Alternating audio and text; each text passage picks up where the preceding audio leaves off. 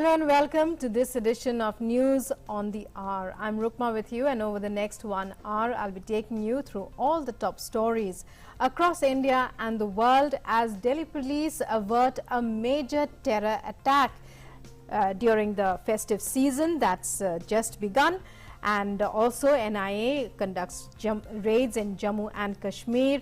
We'll be bringing you the latest update on the Shopia encounter, in which there was major success for security forces. Also, all that's on the Prime Minister's agenda for the day as the stage is set for his address to the National Human Rights Commission on its 28th Foundation Day.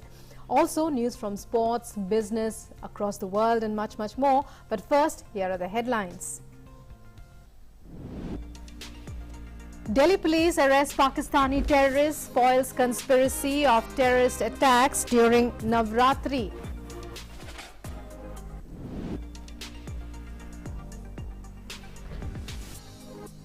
Three LET terrorists killed in Shopia encounter, all identified. Incriminating materials including arms and ammunition recovered. NIA conducts raids in Shopia, Pulwama and Srinagar. PM Modi to address 28th NHRC Foundation Day program today. NHRC plays important role in protecting human rights and dignity of the marginalized. Prime Minister to participate in G20 Extraordinary Leaders Summit on Afghanistan in virtual format today. Security and combating terror high on the agenda. Mobility, migration and human rights also to be discussed. Ministry of Power issues directions to NTPC and DVC to supply as much power as available to Delhi Discoms under respective PPAs. Also issues guidelines regarding utilization of unallocated power of central generating stations by the states. Cumulative vaccination coverage crosses 95 crores. Recovery rate currently at 98.04%, highest since March 2020.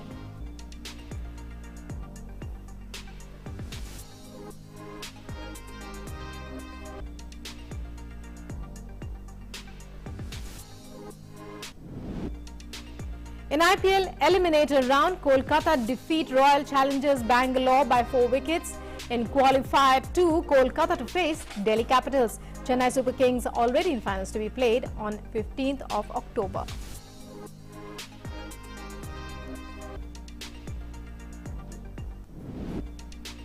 Germany become first team to qualify for World Cup 2022. Defeat North Macedonia 4-0.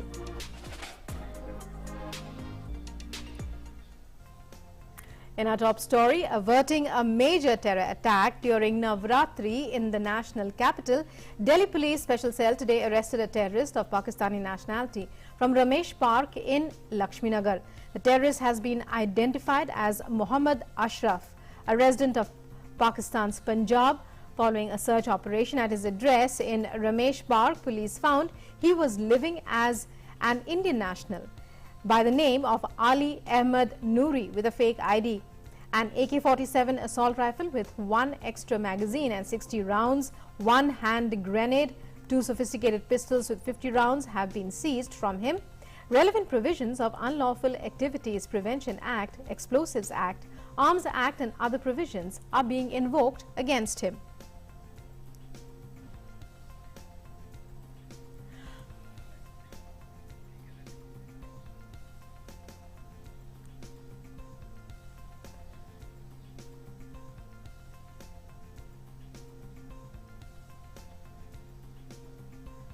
And as we were telling you, that's the special news flash. Major terror attack in the national capital during the Navratri season averted as security forces arrest and are able to nab a terrorist who was living as an Indian national in New Delhi's Lakshminagar area. He was arrested from Ramesh Park in Lakshminagar. And also arms and ammunition and various other provisions were also nabbed from him, confiscated from him. So a major terror attack averted by Delhi Police Special Cell. The terrorist was a resident of Punjab in Pakistan.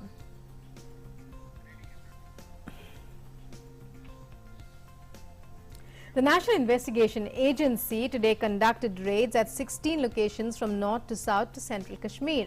According to reports, NIA conducted searches at several locations across Shopian, Pulwama and Baramulla districts in connection with Jammu and Kashmir terrorism conspiracy case related to conspiracy for conducting violent terror acts in the Union Territory and other major cities across the country. According to sources, overground network of terror outfits were on target. The involvement of cadres of proscribed terror organization Lashkar-e-Toiba, Jaish-e-Mohammed, Hizbul Mujahideen and their affiliates Al-Badr, the Resistance Front, People Against Fascist Forces, Mujahideen, Ghazwatul Hind are suspected. Details will follow later in the day.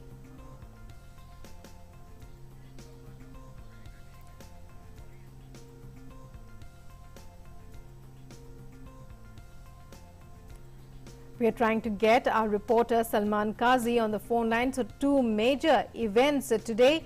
Firstly, that encounter in which two terrorists, as far as we know, were felled by security forces, and the second are the NIA raids.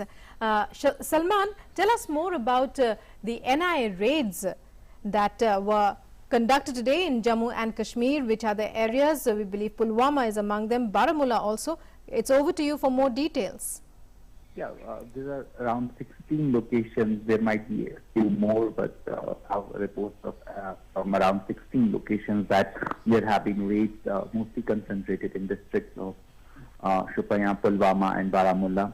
There might be some other raids at some other places, and though we don't have official confirmation from the official sources, but we have been told that some sources are saying that this is related to the overground workers, because as we have seen that there has been a recent spate of civilian killings, and most of these have been termed by security forces as being done by these new kind of hybrid militants, and so there is a renewed focus on finding the structures and organizations behind this thing. So these are basically trying to find out intelligence about various overground workers and various new fronts that have been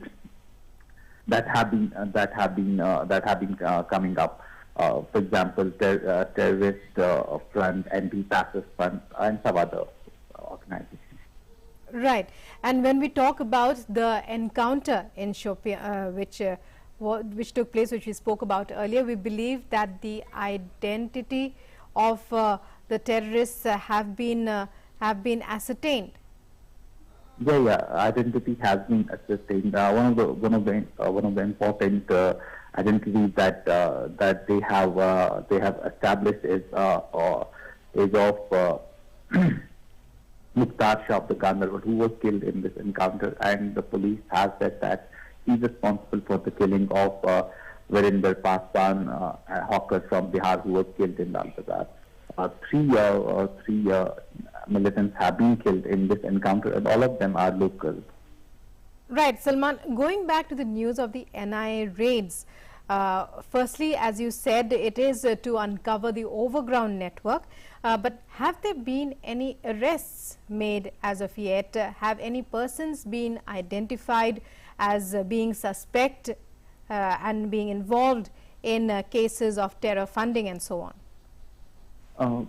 No arrests have been made as of yet, but as we are following the story as it happens, and if there are some arrests, I think those can be only known later when NIA gives us a statement regarding the raids that are taking place today. Right, Salman, many thanks for joining us there and for those inputs. Meanwhile, in Jammu and Kashmir, 3 LET terrorists were gunned down at Tulran in Imam Sahib area of Shopia district early this morning. The 3 militants killed in the encounter have been identified as Danish Ahmed Lone, Yawar Ahmed Naiku and Mukhtar Ahmed Shah. Mukhtar Shah of Gandarbal has shifted to Shopia after killing one street hawker Virendra Paswan of Bihar. Incriminating materials including arms and ammunition, including one AK-47 rifle, 2 pistols were recovered from the slain terrorists. Police and security forces have cordoned off the area. Prime Minister Narendra Modi will be attending the 28th National Human Rights Commission Foundation Day program today via video conferencing. He will also deliver an address on the occasion. Union Home Minister Amit Shah and NHRC Chairperson Arun Kumar Mishra will also be present during the event. NHRC was set up under the Protection of Human Rights Act 1993 on this day in 1993 for the promotion and protection of human rights. The Commission takes cognizance of any form of human rights violations, conducts inquiries, and in cases of violation of human rights recommends to the public authorities for payment of compensation to the victims, other remedial and legal measures against the erring public servants.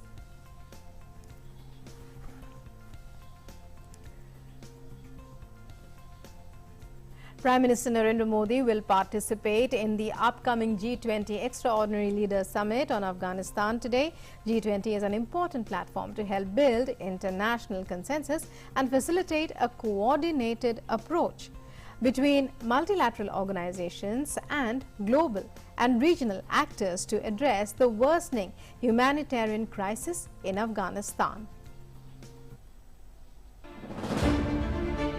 At the invitation of the Italian presidency of the G20, Prime Minister Narendra Modi will participate in the upcoming G20 Extraordinary Leaders Summit on Afghanistan on 12th of October in virtual format. The summit is being convened by the G20 Italian presidency. The agenda of the meeting will include a discussion on response to humanitarian needs and access to basic services and livelihood, security and the fight against terrorism, and mobility, migration and human rights. Prime Minister Modi also had a telephonic conversation with UK Prime Minister Boris Johnson on Monday, and Afghanistan also was one of the issues discussed.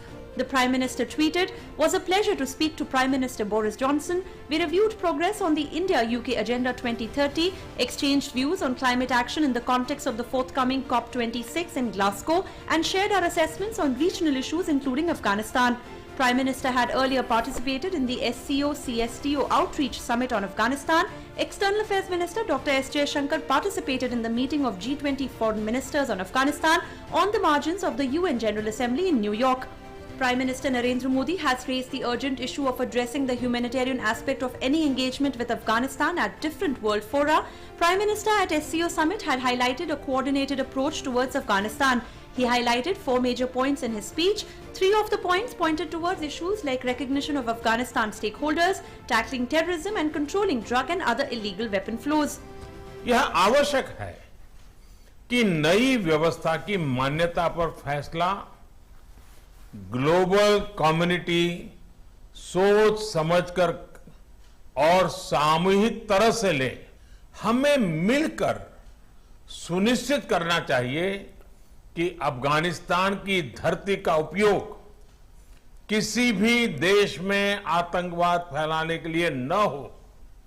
Afghanistan के घटनाक्रम से जुड़ा तीसरा विषय यह है कि इससे ड्रग्स, अवैध हथियारों और ह्यूमन ट्रैफिकिंग का अनियंत्रित प्रवाह बढ़ सकता है।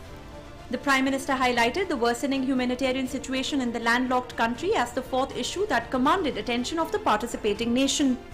आज भी हम अपने अफगान मित्रों तक खाद्य सामग्री, दवाइयां आदि पहुंचाने के लिए इच्छुक हैं।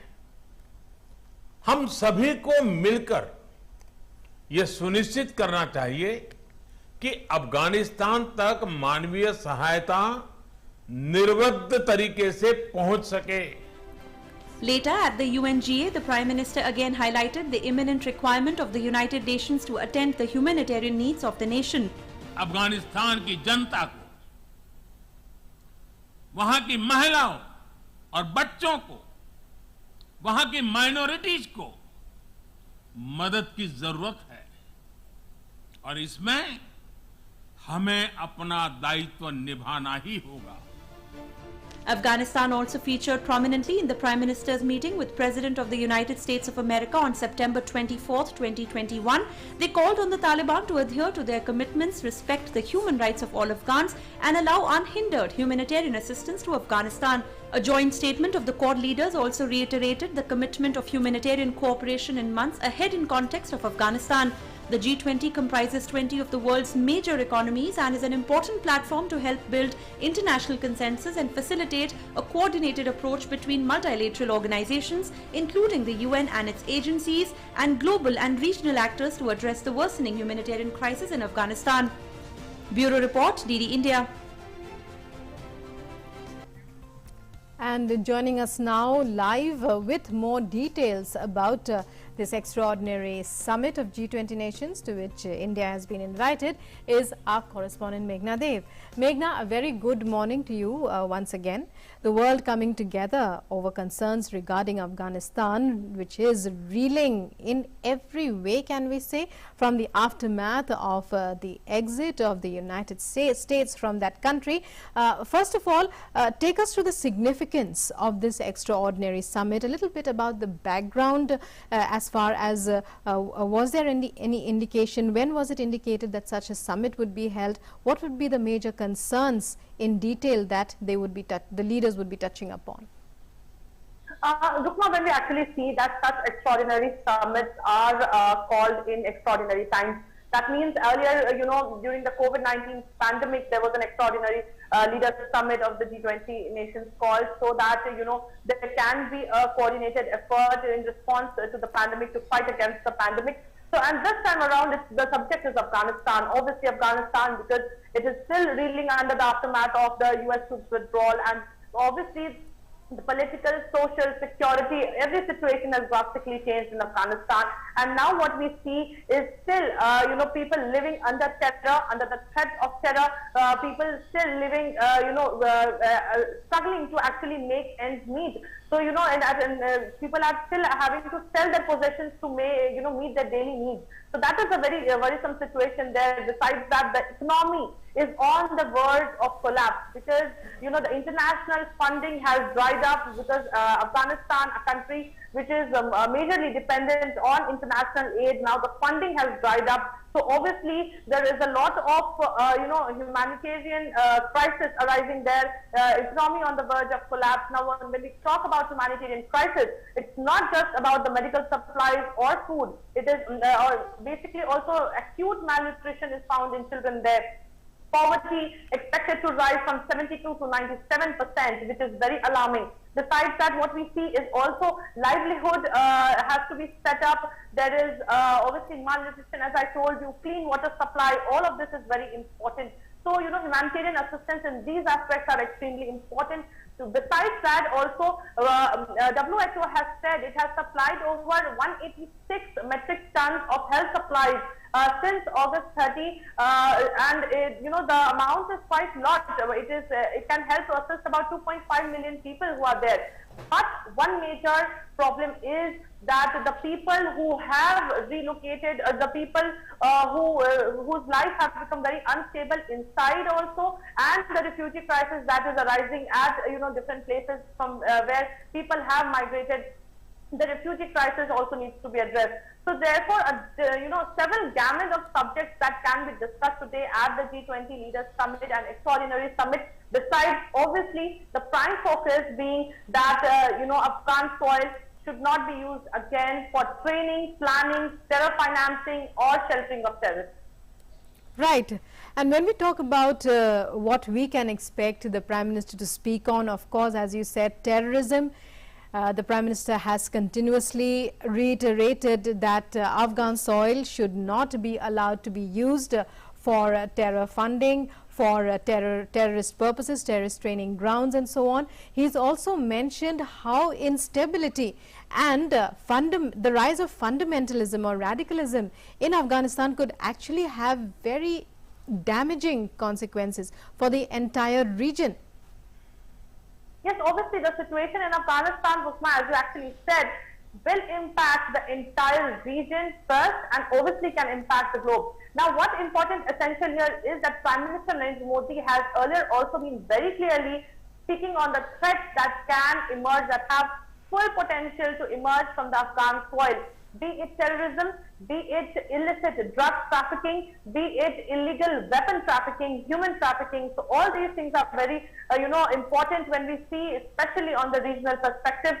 Besides that, also when we see when these G20 countries are coming together and the summit is being held, what also very important here is information sharing on ground realities. We have been seeing that it's not even 2 months of Taliban taking over the reins of Afghanistan, and instability is very clearly being seen. Terror attacks happening, terror attacks on mosques happening, terror attacks happening. People are actually living under the threat of terror attacks. So definitely that is an alarming point. Besides that, UNSC resolution, it talks about that Afghan soil must not be used for training of terrorists, helping terrorists, terror financing. And besides that, it also very importantly talks about those individuals, terrorist individuals that are proscribed under the United Nations, like Lashkar-e-Taiba, Jaish-e-Mohammed.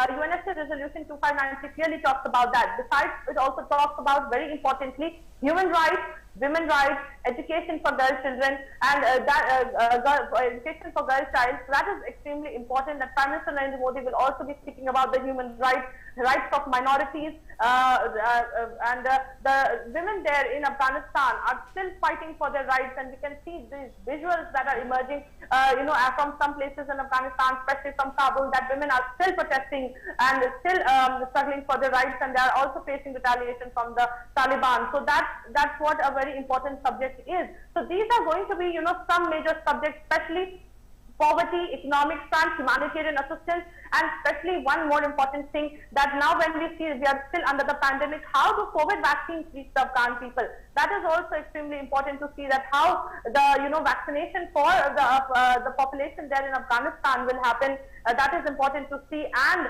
the safety of the people who are providing humanitarian assistance on ground. That is also of utmost importance. So when we see economy, humanitarian assistance, poverty, acute malnutrition, livelihood on the brink, clean water, basic needs, basic supply, human rights, women, girls, child rights, or terror, drug trafficking, weapon trafficking, illegal weapon trafficking. So all of these are major subjects that need to be addressed, and especially when major world economies come together, the economical crisis is definitely going to be one important subject, besides the threat emerging from the potential threat that could emerge from the Afghan soil in terms of terror. Right, Meghna. Well, thank you very much for joining us there for those detailed inputs, and we'll be back with you throughout the day for more, and many thanks for joining us there.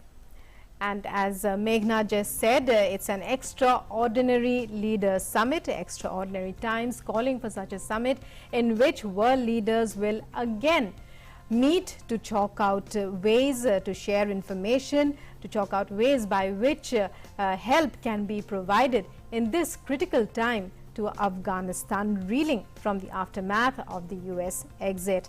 Meanwhile, back home, the Ministry of Power has issued directions to NTPC and DVC to supply as much power as available to Delhi DISCOMs under respective power purchase agreements.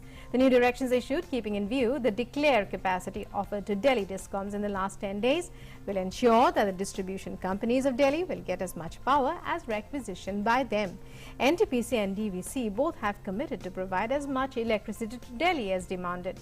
In addition, the Ministry of Power has also issued guidelines regarding the utilization of unallocated power to meet the growing demand from the coal-based power generation plants.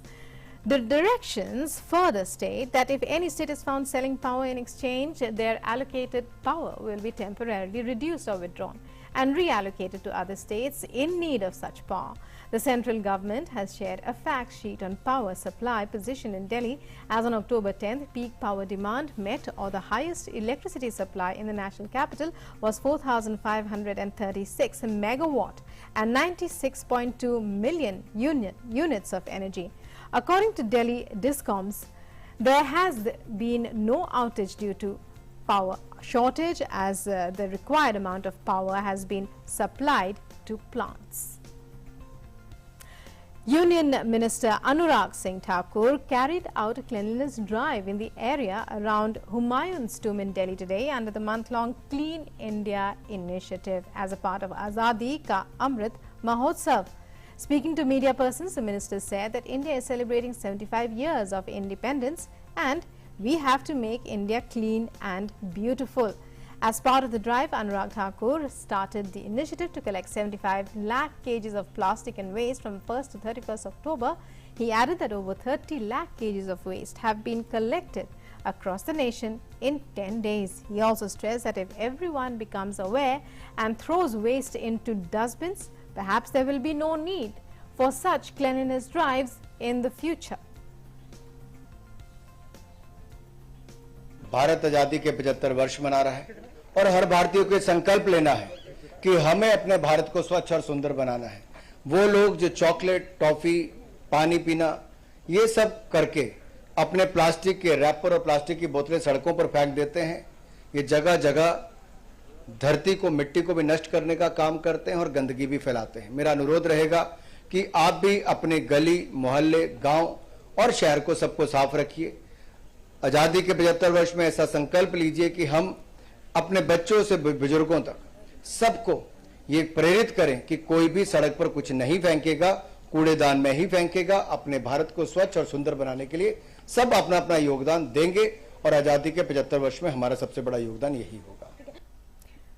And India continues to vaccinate its population against COVID. Cumulatively, more than 95.89 crore beneficiaries have been vaccinated so far. Over 65,86,000 vaccine doses were administered on Monday. So far, the centre has provided over 97 crore vaccine doses to states and union territories. Currently, more than 8 crore 22 lakh balance and unutilized vaccine doses are still available with states and union territories.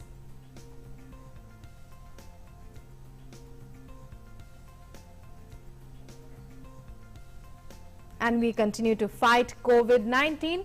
Our daily new cases on Monday were at the lowest in 224 days. 14,313 new cases were reported in the last 24 hours as our recovery rate is the highest currently since March 2020, standing at 98.04%.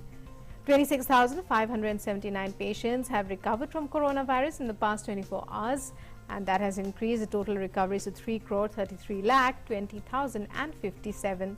The country's active cases account for less than 1% of total cases. Active cases in the country are the lowest since March 2020 and now stand at 0.63%. India's active caseload is lowest in 212 days and stands at 2,14,900. The weekly positivity rate remains below 3% for the last 109 days and is currently at 1.48%, while the daily positivity rate is less than 3% for the last 43 days and is now at 1.21%. On Monday, 11,81,766 samples were tested for COVID-19. So far, a total of 58 crore 50,38,043 samples have been tested for the virus across the country.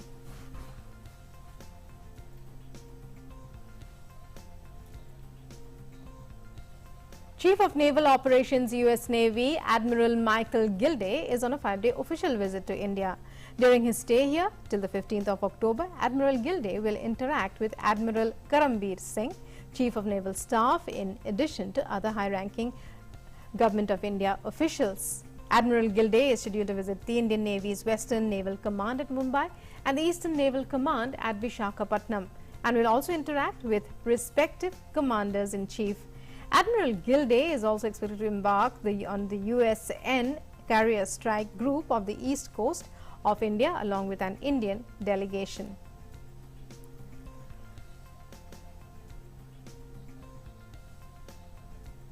Admiral Gilday's visit is happening on the opening day of the second phase of the 25th edition of the Malabar Exercise in the Bay of Bengal, currently underway. The Quad's navies are participating in the exercises with the aim of interoperability for free and open in Indo-Pacific, along with the Japan Maritime Self-Defense Force, Royal Australian Navy and the United States Navy. The exercise conducted in the Bay of Bengal will conclude on the 15th of this month. The first phase of the exercise was conducted in the Philippine Sea from 26 to 29th August. The second phase of the exercise would build upon the synergy, coordination and interoperability developed during the first phase. It will focus on advanced surface and anti-submarine warfare, exercises, seamanship evolutions and weapon firings.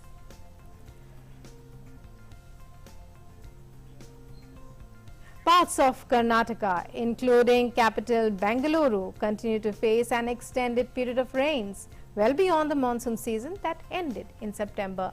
The IMD had predicted heavy rains, thunderstorm and lightning for the city today. A yellow alert has been issued as Bengaluru is likely to witness moderate to heavy rainfall till the 15th of October due to a cyclonic circulation. All three coastal districts, Dakshina Kannada, Udupi and Uttara Kannada, are also expected to receive heavy rains from tomorrow till the 15th of October. Meanwhile, heavy rainfall in Bengaluru has caused waterlogging outside Kempegowda International Airport. Passengers were seen ferried on a tractor outside the airport.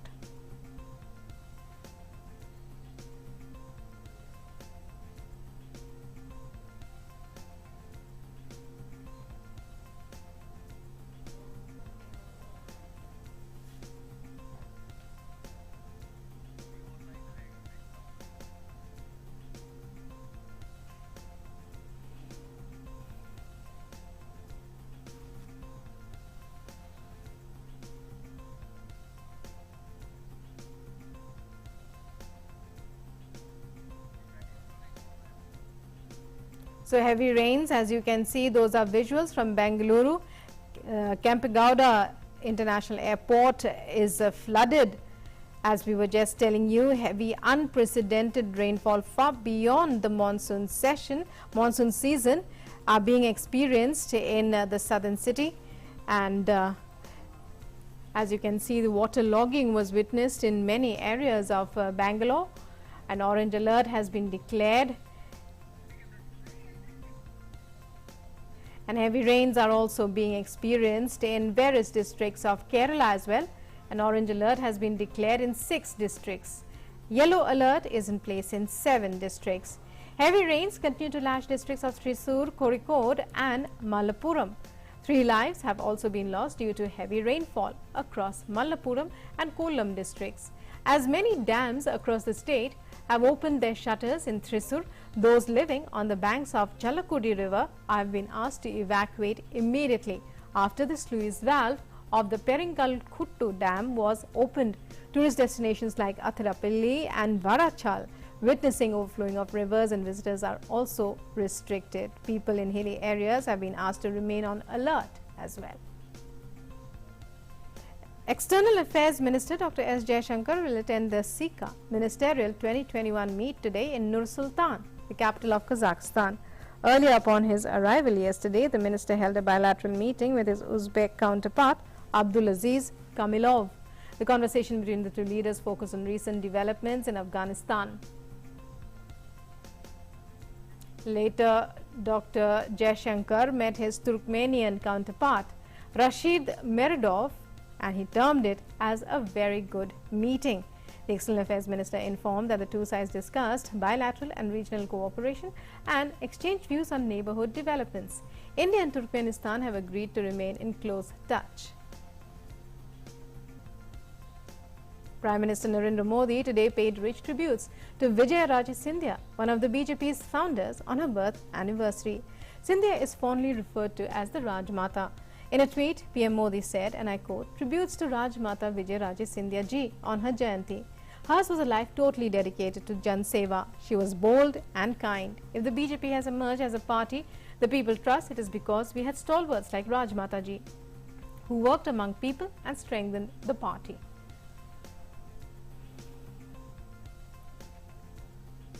On to some international news. The United Nations Chief Antonio Guterres has warned that Afghanistan is facing a make-or-break moment and has urged the world to prevent the economy of the country from collapsing. Speaking to reporters at the UN headquarters, Guterres said the international community must find ways to inject money directly into Afghanistan's economy to avert its total collapse.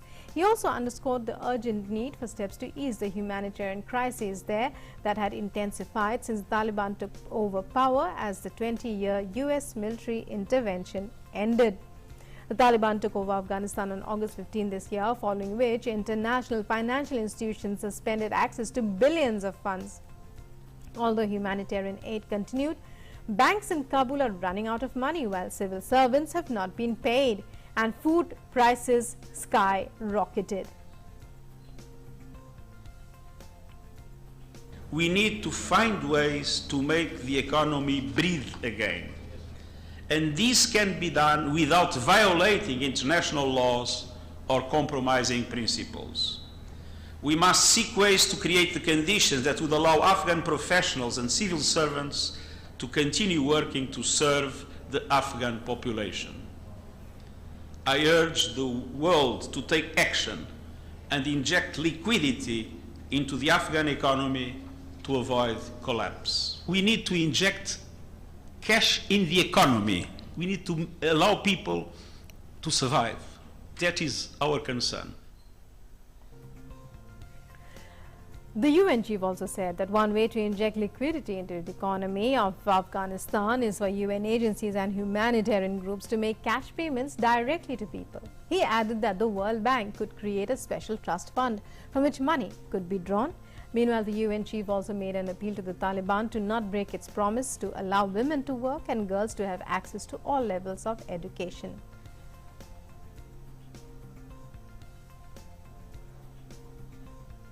Meanwhile, Afghanistan's Foreign Minister Amir Khan Muttaqi has appealed to the world for good relations but avoided making firm commitments on girls' education. The Taliban have so far refused to give ground on allowing girls to return to high school. The new administration has come under sustained criticism for its approach to girls' education. Muttaqi repeated calls for the US to lift a block on more than $9 billion of Afghan central bank reserves held outside the country, but said the government had revenues of its own from taxes, customs tariffs and agriculture if the funds remained frozen. Iraq's parliamentary election results have been declared, and Shiite Muslim cleric Muqtada al-Sadr's party has emerged as the biggest winner, increasing the number of seats he holds in the House. Iraq Shiite groups have dominated government since the US-led invasion of 2003. In a live speech on state TV, Sadr claimed victory and promised a nationalist government free of foreign interference. Sadr has increased his power over the Iraqi state since coming first in the 2018 election, where his coalition won 54 seats. The elections on October 10th were held several months early in response to mass protests in 2019 that toppled the government and showed widespread anger against political leaders. The polling saw a record low turnout.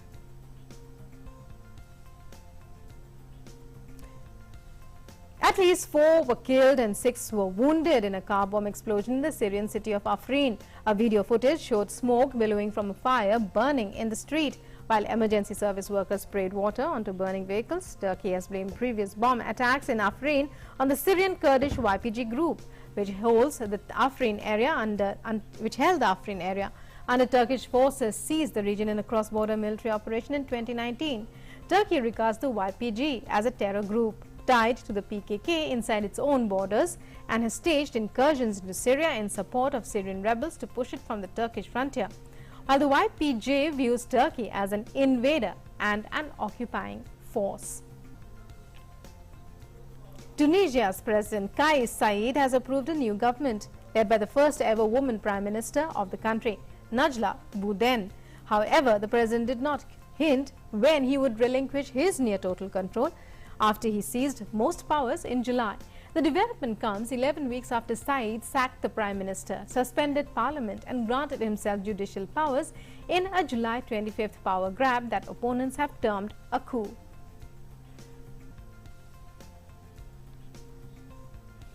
In the United States, dozens of Native Americans and climate activists rallied outside the White House demanding the U.S. take larger steps to stem the impact of climate change. Chanting, "We are the protectors," the demonstrators confronted the police, defying orders of the White House to vacate the area. Many in the crowd called for the Keystone Pipeline to be shut down. While U.S. President Joe Biden in June revoked a key permit needed for a U.S. stretch of the 1,200-mile project, many in the crowd say more action is needed.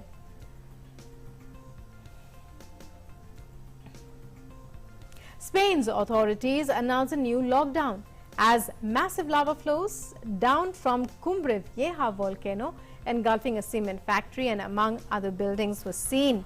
However, authorities are yet to examine whether the air quality is dangerous for people.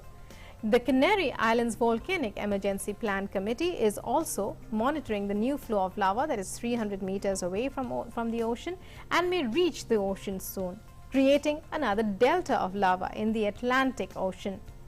Massive blocks of lava flowing down the hillside from La Palma volcano has engulfed 591 hectares of land, pressing the evacuation of over 6,000 people in the region. The World Health Organization and about 3/4 of global health care workers called on governments to step up climate action at the COP26 Global Climate Conference. They said it could save millions of lives a year. The WHO has previously said some 13.7 million deaths a year, or around 24.3% of the global total, were due to environmental risks including air pollution and chemical exposure.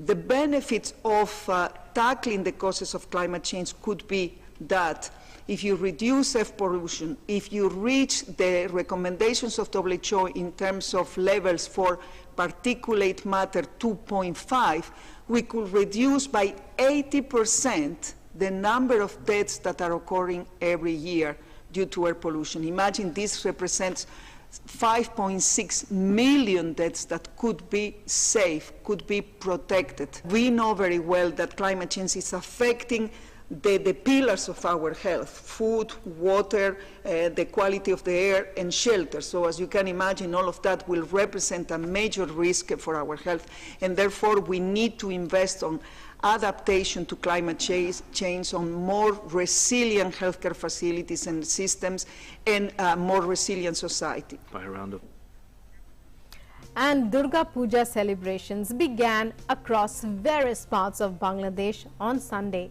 The Mahashashti Puja was held at various mandaps, marking the kickstart of the celebrations. The 5-day-long Puja celebration will culminate on the 15th of October when Vijaya Dashami, with the immersion of idols in rivers and water bodies, takes place. Bangladesh President Abdul Hamid and Prime Minister Sheikh Hasina felicitated people on the occasion of Durga Puja, which is the biggest festival of the Hindus in Bangladesh. According to the Bangladesh Puja Udjapan Parishad, this year 32,118 mandaps will organize Durga Puja across Bangladesh, which is nearly 2,000 more than last year. Capital Dhaka itself has 238 Puja mandaps this year. However, due to coronavirus, the level of celebration will remain restricted, as no cultural programs like dance competitions, processions and outdoor activities are being permitted during the celebrations. Time now to take a look at COVID-19 figures from across the world. So far, more than 23 crore 89 lakh people from across the world have been infected by the virus, while over 21 crore 62 lakh patients have recovered. The coronavirus has claimed lives of more than 48 lakh 72,000 people worldwide. The United States continues to be the worst affected by COVID. Over 4 crore 52 lakh people in the country have been infected, while more than 7 lakh 34,000 people have died due to COVID. The World Health Organization has recommended that immunocompromised people be given an additional dose of COVID-19 vaccine due to their higher risk of breakthrough infections after standard immunization. The Strategic Advisory Group of experts on immunization say the additional dose should be offered as part of an extended primary series. For the severely or moderately immunocompromised persons, SAGE has recommended that they should be offered an additional dose of all of WHO's emergency use listing COVID vaccines that have been approved. For the severely or moderately immunocompromised persons, SAGE recommended that they should be offered an additional dose of all of the WHO EUL COVID-19 vaccines that have been approved. And when I mean all of them, I mean the mRNA ones, the adeno-based ones, and the inactivated ones. We feel, as will be published, that there are a number of people who have a compromise in their immune system, and therefore they need a third dose as an additional priming process so that they're fully protected. And now let's take you to Thailand, which has issued new travel guidelines ending mandatory quarantine for visitors from 10 low-risk countries from the 1st of November. The list includes the United Kingdom, the United States, China, Germany and Singapore. Apart from showing proof of being fully vaccinated, passengers will also be required to show a negative COVID-19 RT-PCR test result before they can travel and undergo another test once they arrive in Thailand. The country's Prime Minister Prayut Chan-o-cha, describing the move as a small but important step, has said that more countries will be added in December and January. For countries which are not considered as low risk, the Prime Minister has said that Thailand also welcomes their citizens, but they will be subject to quarantine and have to comply with some restrictions which are yet to be announced. Thailand has more than 17,30,300 cases of COVID-19 with 17,800 fatalities so far.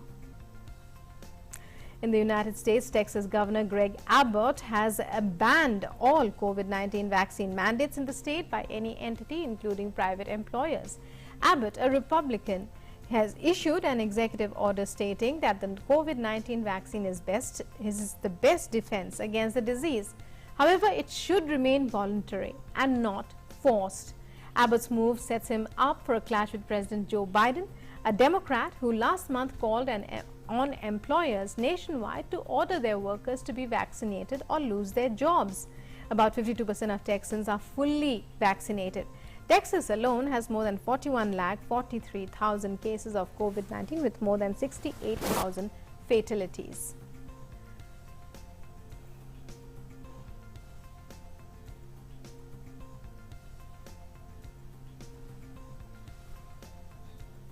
Now on to some business news.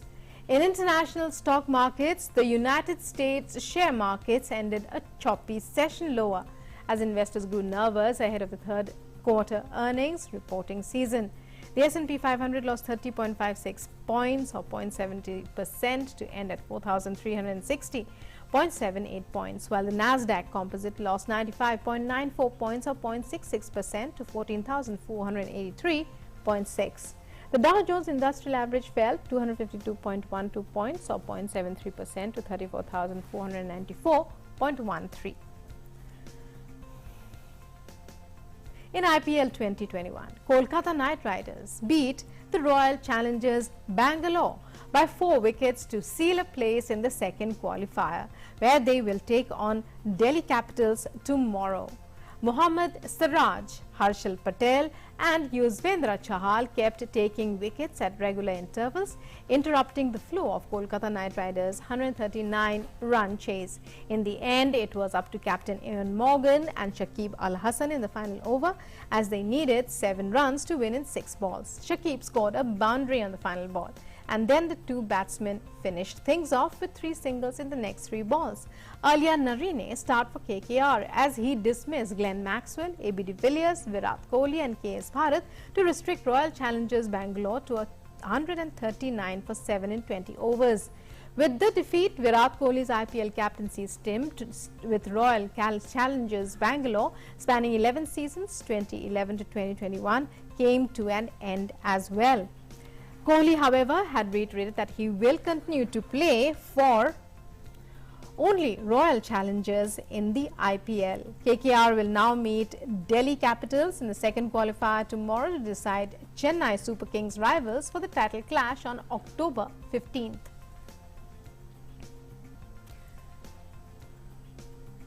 Germany became the first team to join host Qatar at the 2022 World Cup with a thumping victory over North Macedonia. Germany qualified for the 2022 World Cup after crushing North Macedonia 4-0 yesterday to secure the top spot in the qualifying Group J with 2 games to spare. 2 second-half goals from Timo Werner and 1 each from Kai Havertz and Jamal Musiala lifted Germany to 21 points, with Romania in second place on 13 and 2 games remaining. The Germans, who were eliminated in the first round of the 2018 World Cup and the last 16 at this year's Euros, had an early chance with a Thomas Müller header.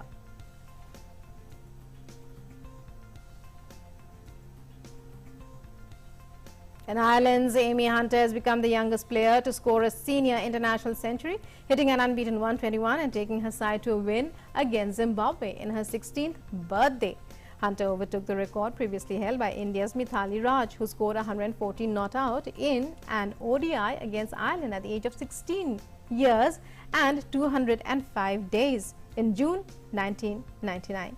Shahid Afridi is the youngest man to hit an ODI century. He was 16 years old and 217 days when he scored 102 against Sri Lanka in 1996.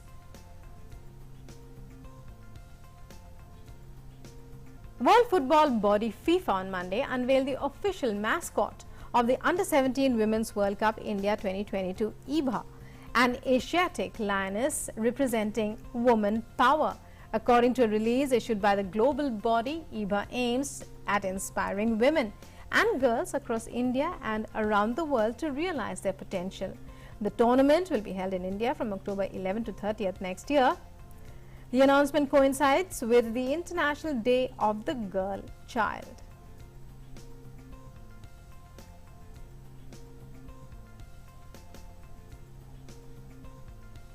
Kenya's Benson Kipruto won the men's race and Diana Kipchoge led a Kenyan sweep of the women's podium at the Boston Marathon on Monday, each picking up their first ever major title.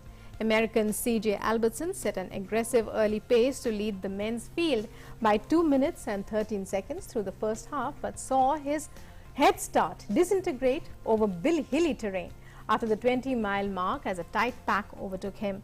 Kipruto, who won the Prague Marathon in May, pulled away with less than 10 kilometers to go and had secured a commanding 41-second lead heading into the last mile, absorbing the cheers along Boylston Street as he broke the tape. Ethiopians Lemi Berhanu finished second and Jamal Ymer finished third. And let's take a look at the Saga of Freedom, the episode that we have for you today. And today we remember the sacrifices made by Ram Manohar Lohia, statesman and stalwart. Let's take a look.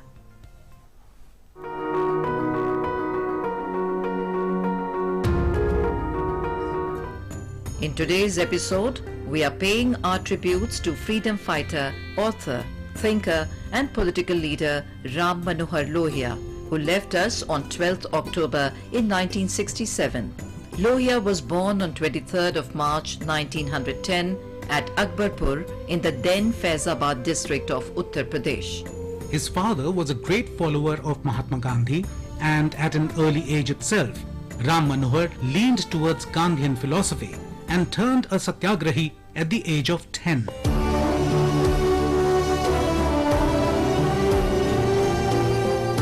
During school days, Lohia launched a campaign against textbooks which described Shivaji as a bandit king, and later joined protest against Simon Commission.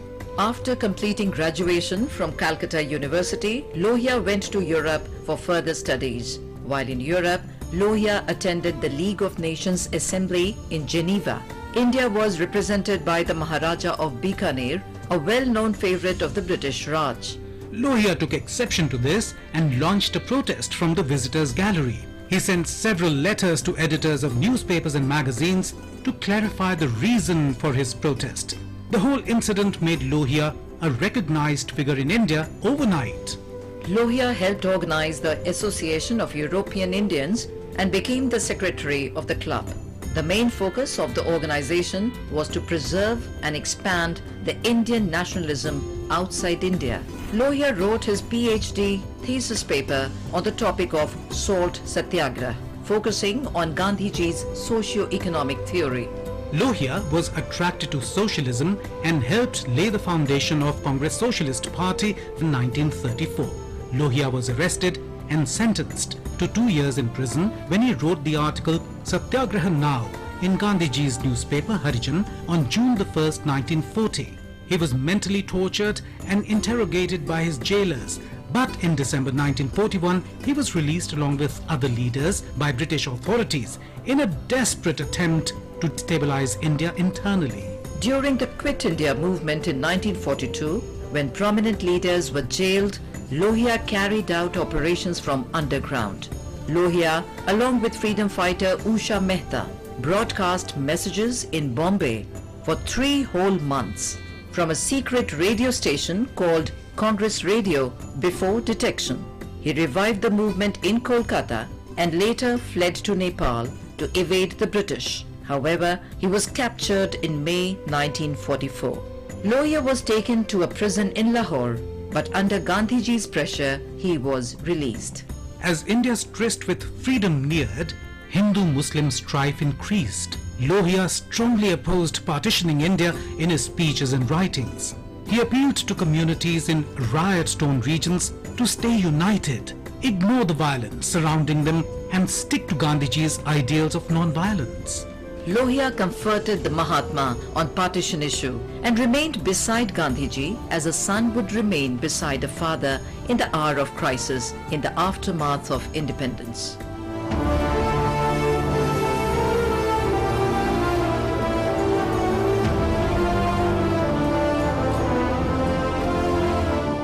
Dr. Lohia was the first to introduce the idea of unification of some 650 Indian princely states together to form larger states, an idea which was later successfully executed by Sardar Patel, first Home Minister of India.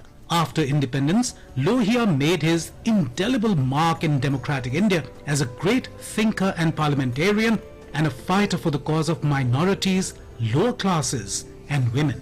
During his last few years, besides politics, he spent hours talking to thousands of young adults on topics ranging from Indian literature, politics and art. Lohia died on October the 12th, 1967 in New Delhi. He left behind no property or bank balance but prudent contemplations.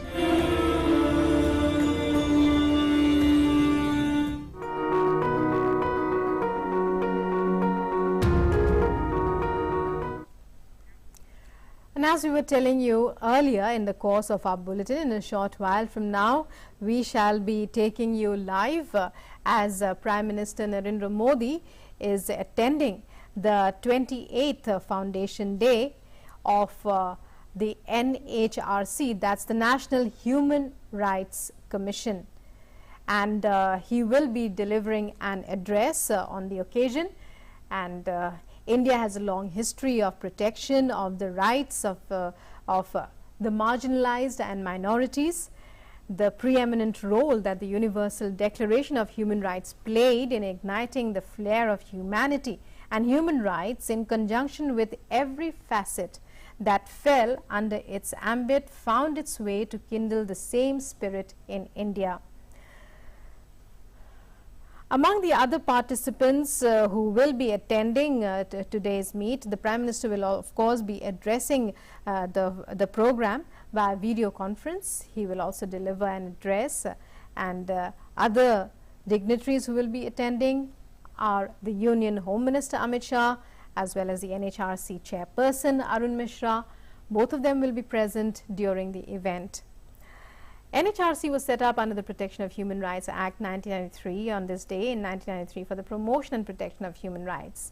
The Commission takes cognizance of any form of human rights violations, conducts inquiries, and in cases of violation of human rights, recommends to the public authorities as far as payment of compensation for victims is concerned, other remedial and legal measures against the erring public servants.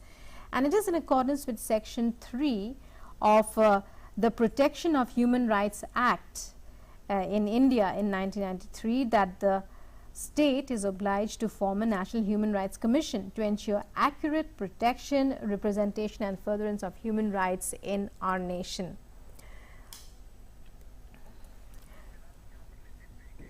Okay.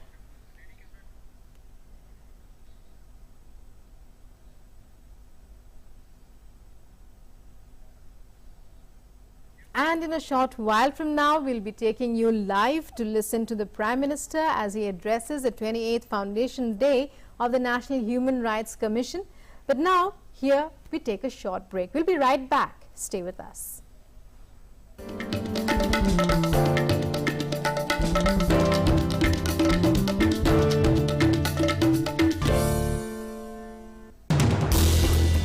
As the day unfolds,